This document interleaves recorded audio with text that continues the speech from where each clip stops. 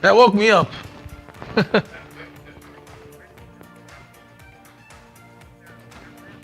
go in three.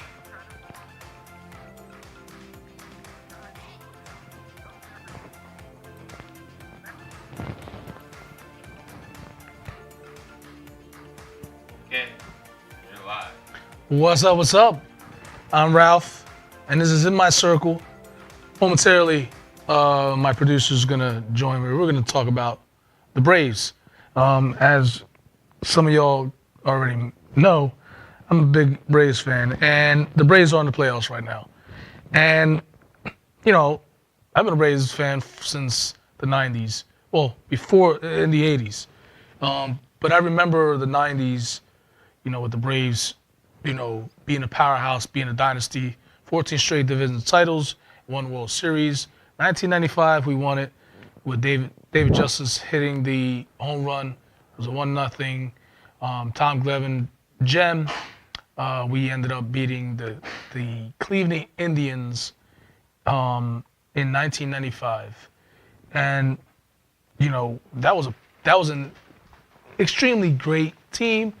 The Cleveland Indians at the time had an amazing lineup. I mean, it was packed with, Hall of Famers. We're talking about Eddie Murray, Jim Thome, you're talking about, Manny Ramirez, it was those type of players, that, I think it was even it could have been Sandy Alomar, I think.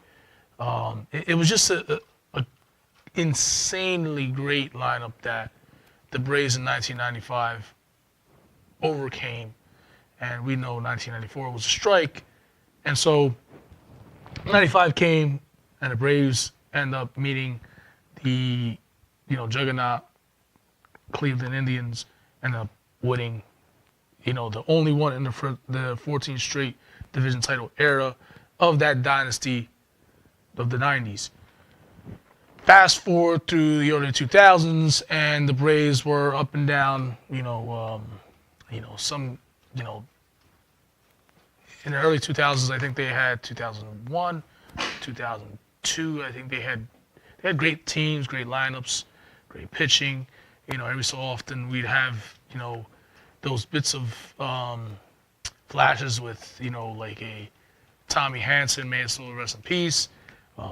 Or a Minor, or a Moreland, some of those type players that came up, in the early 2000s,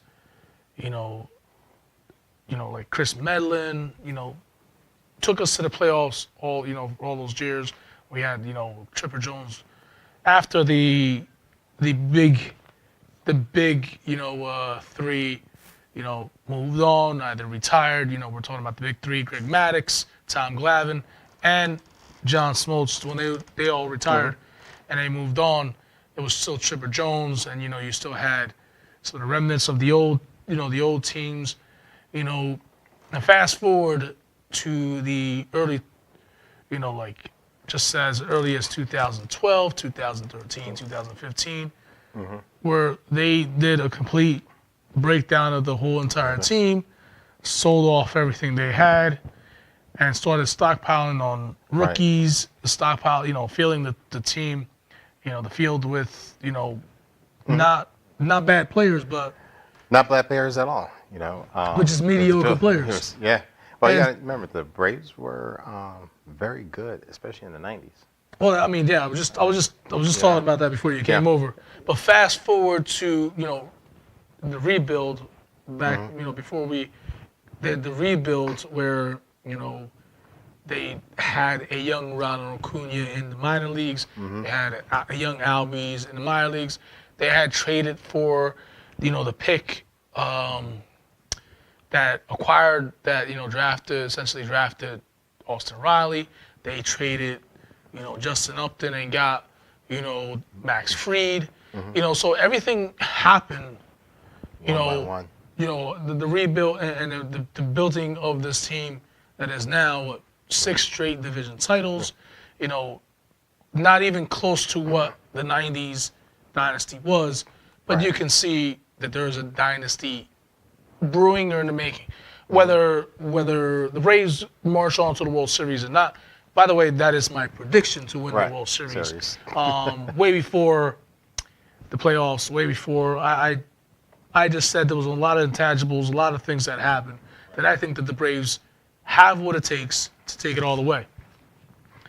The Braves historically tied, I think 304 or 305 home runs. I could be wrong. Could have been a little bit more.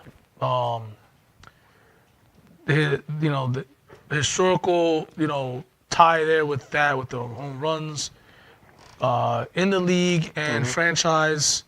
They had a player, Matt Olson, lead the team. I mean, this year, obviously, And they led the team in home runs 54.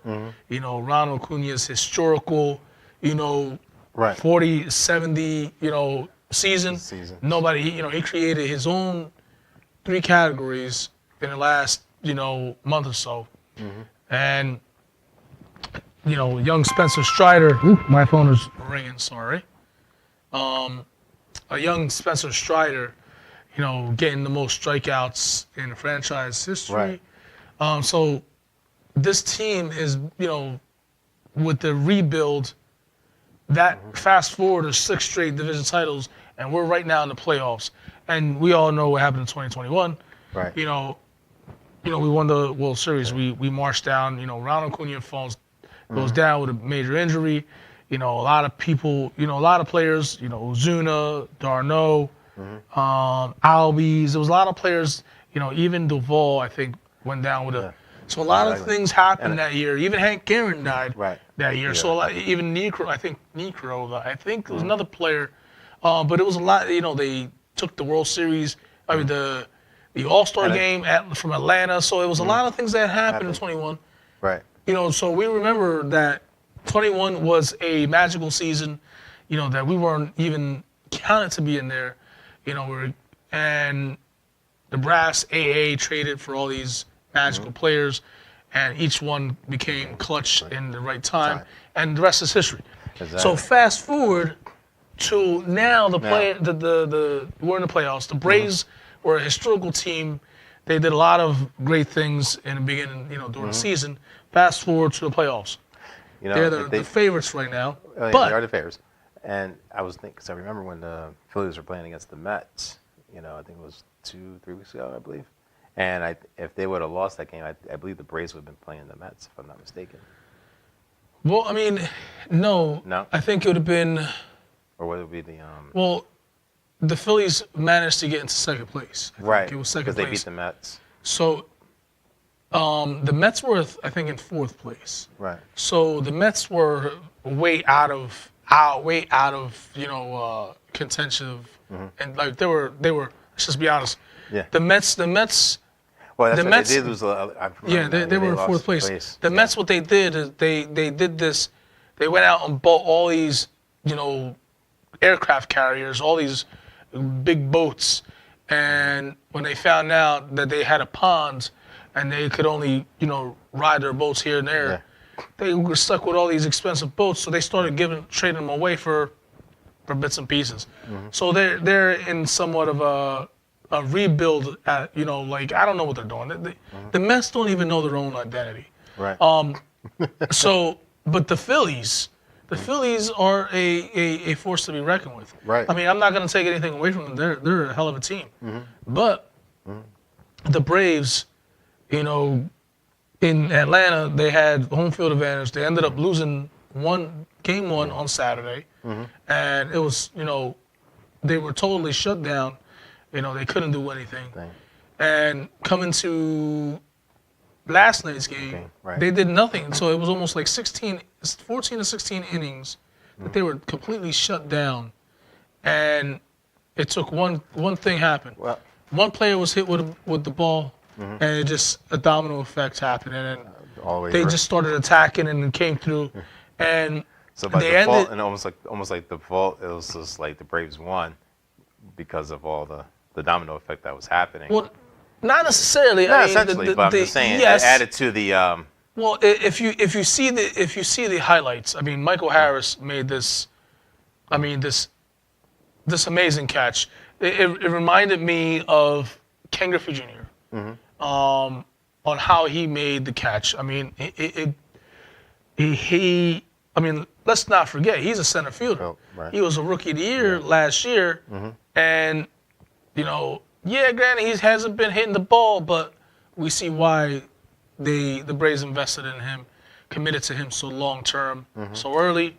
You know, him being a rookie of the year, he made an amazing catch, made an offset throw that got into one of the three players that were there to catch it. Austin Riley making a backhanded catch and firing it to first to Olsen to, you know, double out Bryce Harper.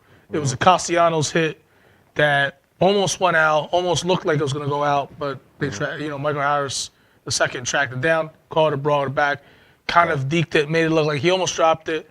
So catching Bryce Harper off guard and you know, and doubling him up. Now, this is where it gets interesting because you know, the Braves were the first in 30 tries, I think. I might be wrong, to come back from a 0-4 game and win in the fashion that was a historical game. And that was for the ages. Right. It was the first 8-5-3 double play to end the game, first in history of playoffs. Don't quote me. I could be right or wrong. I'm not sure. But now the momentum has shifted because the Braves going down. You know, last year they're saying, "Oh, history is going to repeat itself." Yeah. No, listen. Last year's issue was we had hurt pitchers. We had sick pitchers. This year is a different story. We have pitchers that just made a mistake or so, but we have pitchers, you know, remember, we still have Max Fried. We still have Spencer Strider. And we have Bryce Elder, and we have an A.J. Smith-Shawver. On all four of these guys are more than willing and able and capable to throw a great game. Excuse me. That's all right. And the great thing is that when the Braves clinched, remember you were talking about a couple weeks ago, the Braves went into Philly and beat them 4-1 to clinch the division. Right. So I mean, we already beat the Phillies right there. Yeah, we already beat the Phillies the first time. in their house. Okay, in fact, we were better on the road, I think, Than at home. against either opponents or the Phillies. Right. And if you look back, if you watched most of the year, you know, the games this year, you would notice that we didn't fare better. The Braves didn't fare better on their first, you know, if they were a better team, you know, if they were better opponents, you know, most oftentimes they would lose the first game and then come back and just demolish. You know, they win. If it was a 3-game series, they would lose the first one and come back and win both. Right. You know, if it was a 4-game series, they would win. They would lose the first and win the 3. Right. It's almost like they used all their energy to win those other couple games, and they come back exhausted. So they lost one game, but then come back and beat them in 2 or 3 games. And the Phillies were in the same thing in a way. Well, the Phillies were because the Phillies were a roller coaster team. Right. You know, the Braves won. But just look at last night. 104 games. Right. But just look at that. It was like a reverse domino effect. You know, the same thing that happened with the Braves. Now it happened with the Phillies last night. Well, the Philly, Zach Wheeler was pitching. This was game 2, right? Yeah, this was game two. Zach Wheeler was pitching a no-hitter into the 6th inning. I mean, into the 6th inning. So, I mean, they had the game won. They had us against the ropes, and had they won both games in Atlanta, it would have gave us the momentum would have shifted back to Philadelphia, and we would have lost it there. Right. Now the difference is, you gave us a chance, and looking back, if the Braves end up winning the World Series, Game 2 is going to be the reason why the momentum shifted. I mean, remember, I just mentioned that they were hitless for almost 14 to 16 innings, and they, what they did, the Braves, the Phillies poked a sleeping bear. They hit Ronald Acuna, and that was the start. That was the catalyst, to getting him all the way from first to third, and then on a Trey Turner bobble the ball, heads up base running. And in the past, with the Braves issue, they couldn't run bases properly. So you see the major improvement that these guys are great at fielding. The defense is by far amazing, and these guys both are teams getting. got great defense. They're great. They're great. I mean, some may not agree with me, but I think Trey Turner could be slightly overrated when it comes to defense. I mean, listen, he had 2 errors last night. Okay. Well, it's not perfect. Not perfect, but I mean, listen, he's $1 million guy. I don't think anybody. He's got long-term contracts. Right. I mean, no matter how much, I'm sure he probably tried as best as he can to be perfect, but you're not going to be perfect.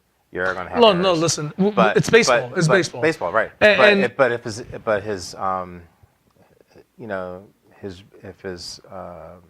pitch rate is around 90%, that's not bad. Catch rate. I mean, you're looking 90%. at earned run average ERA. Yeah. If his ERA is 1.29, that's great. Great, right. That's elite. If your run average, ERA is 2.4, still great. If it's a 3, it's still great. Yeah. It's when you're up in a 6, 5, you're serviceable and you're just an innings eater. But if you're in a range of 2, between 2 and 3.5, you're an amazing pitcher. Right. You're just and remember, a great pitcher. They're in the series, so there's going to be a lot of stress. Oh yeah, well, everybody wants to win. See, the crazy thing is that the regular season is the regular season, and those games, yes, they're meaningful, but it's not like, oh, if I lose it, my season's over. No. Well, playoff baseball, regular season. Well, playoff baseball reminds the fans and the players is that no matter what you did during the season, okay, right. And this is fact. No matter what you did in the season, it means jack. Doesn't mean shit, because once you go into playoff, the atmosphere, the weather changes, right? The weather changes, it gets colder. Depending on where you're at, it's windier. It could be raining. Right. You got a lot of elements against you. You got a lot of different crazy things happening going at you. Yeah. And then now, so if he's going out there catching, right, and everything like that, and the gust of wind comes in, he's going to make that error. Well, Or if he's up batting. I'm talking about the weather chill. Yeah. If you're a pitcher, like Max Fried said, the cooler, fair, colder weather, helps his blister. He's got a blister he deals with.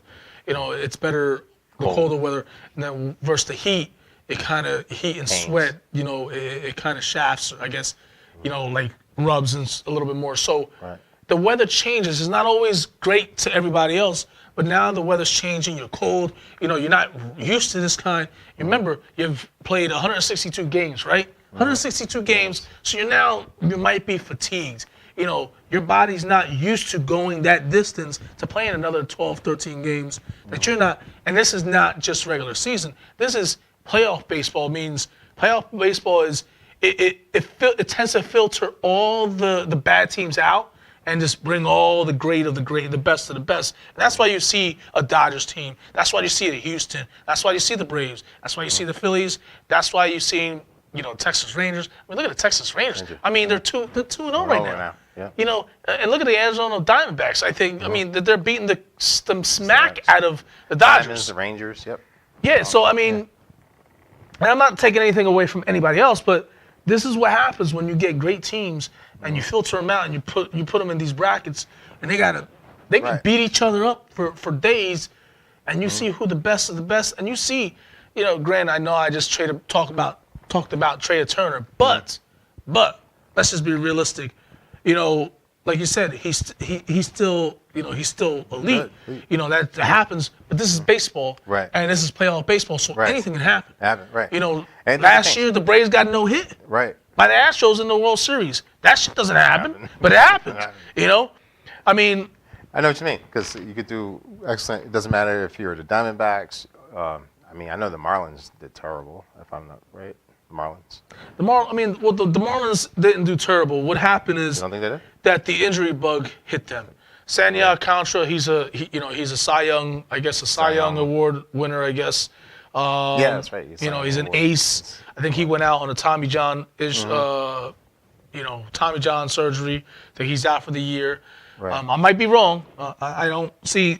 This is what happens when you only follow one team. I follow the Braves. Braves, But yeah. the thing is, if you know baseball, you kind of tend to hear this or hear that. Yeah. So I think I'm the going by, Marlins rookie pitcher, they shut him down earlier. He got, they shut him down early because maybe he had too many innings or something. Right. And they had another pitcher. I might be wrong. They had the injury bug that hit them. Right. And they looked promising. It's just the injury bug to the pitchers. I think it happened mid-season or something like that, I believe. And the thing is that the Marlins are starting to put together. They got a couple players that you would never think that they would. Luis Ariz. Right. He was hitting almost 400 this whole season. Right. That's a triple crown. That's a triple crown crown. kind of type. Speaking of triple crown, Miggy retired, Miguel Cabrera. I remember when, he won the World Series in 1997, and then in 2003. He was the last of the '97 team, and he was the last of the 2003 team. Right. Crazy. Great. And we're talking about the Marlins. Right. So they ended up trading him to the Tigers. And we know the history. Right. He became a Triple Crown winner. Right. And they should have kept him. But Triple Crown, major first ballot Hall of Famer. Just a great person. Great all around. Yeah. But like you're saying, there's so many teams going on, and myself, I've been to, I think, maybe 1 or 2 games, and it was the Phillies game. And with the studio and everything, trying to upgrade everything here, so I caught bits and pieces throughout the season. Last year, I didn't really catch any game. I was just so freaking busy.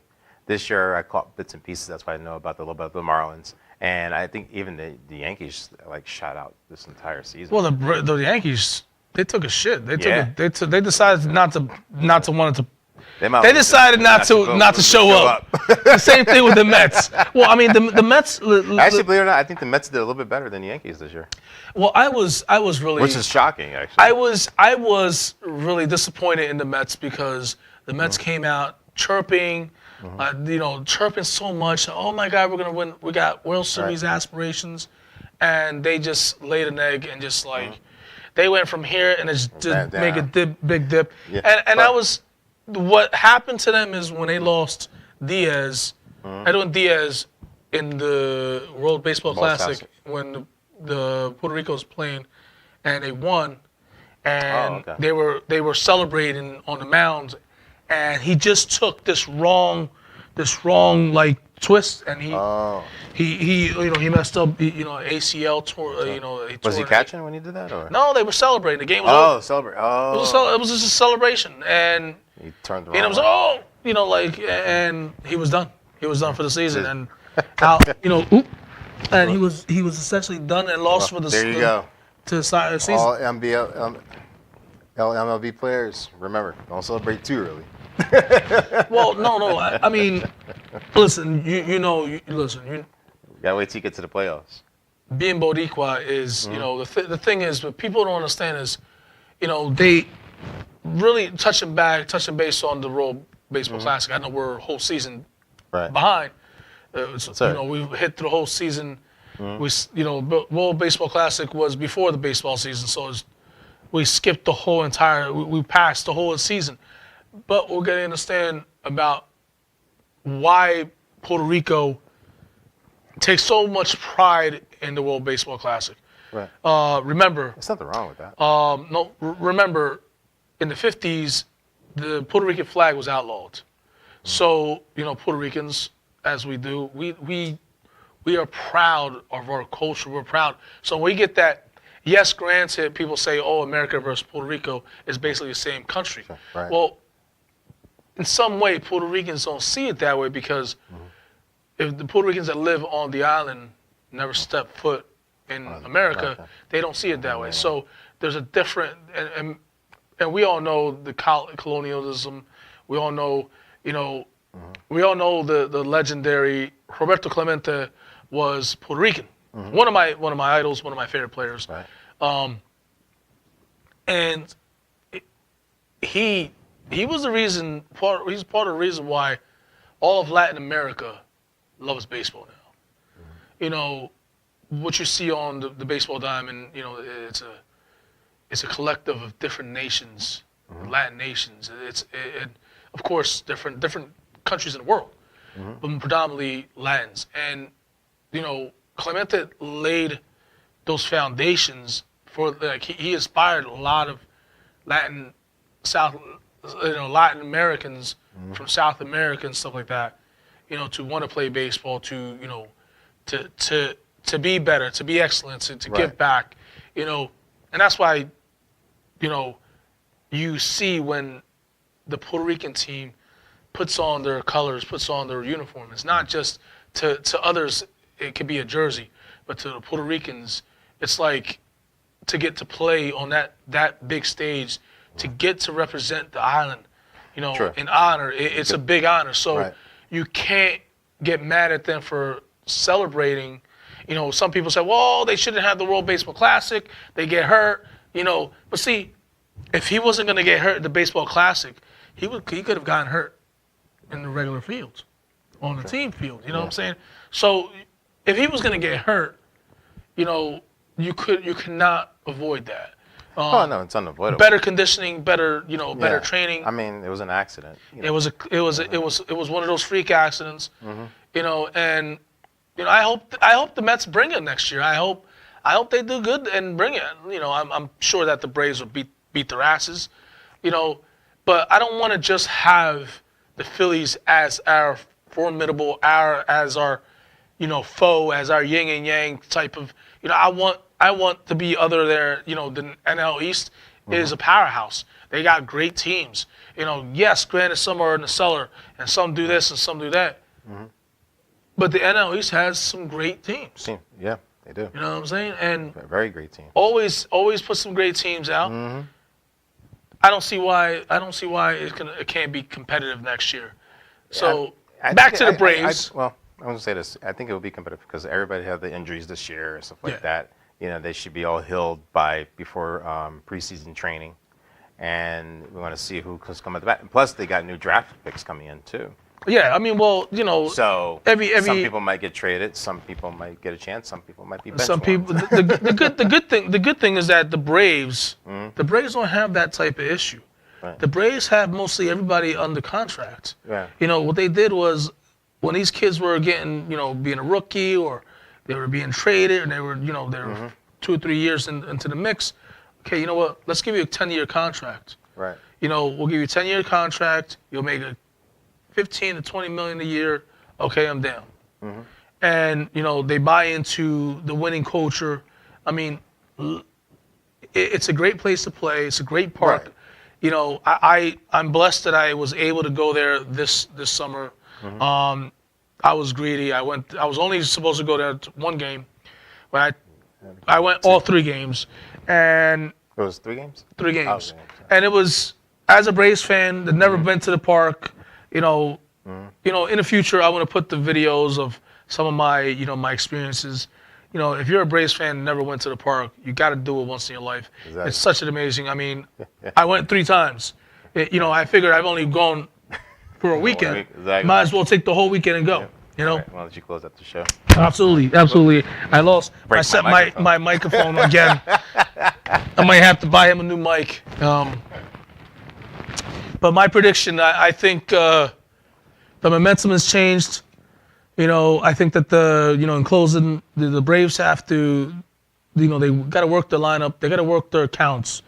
When I'm talking about the working accounts, they gotta let the pitcher throw to them. They gotta let the pitcher pitch the ball to them. Let them, if you're going swinging at 4 or 5, all 3, if you're swinging at all 3 pitches and they're all strikes, and you give them 1, 2, 3 strikes, and you're giving 3 pitches to a pitcher to take you out, don't let them easy. Don't let them, work those counts.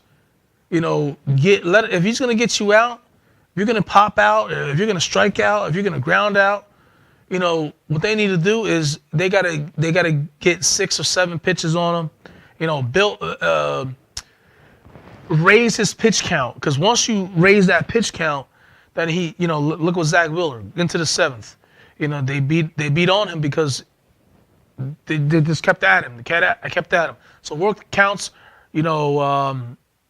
Patience, slow the game down, and be great. Like I said, I think the Braves are going to win the series. The Braves, I have the Braves to win the World Series. What if they don't win and they lose, and then we choke, and like people have said in the past, I don't think we're going to choke. I'm not. I love my Braves win or lose. I've been a Braves fan for almost 37 years. I'm not changing. I ain't changing my colors now. So.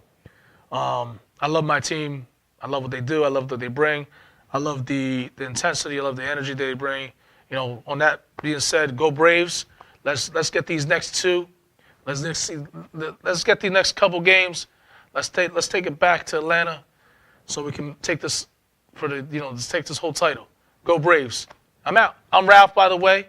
Like, share, and subscribe. It helps the channel. If you like what I'm talking about, if you like that I talked about the Braves, let me know. Often I have guests. We're going to be in here talking about different types of things in life. Let us know if you have comments. Hit the comments below. And I'm out. This is In My Circle, and I'm Ralph, also known as DJ Noise. We're out.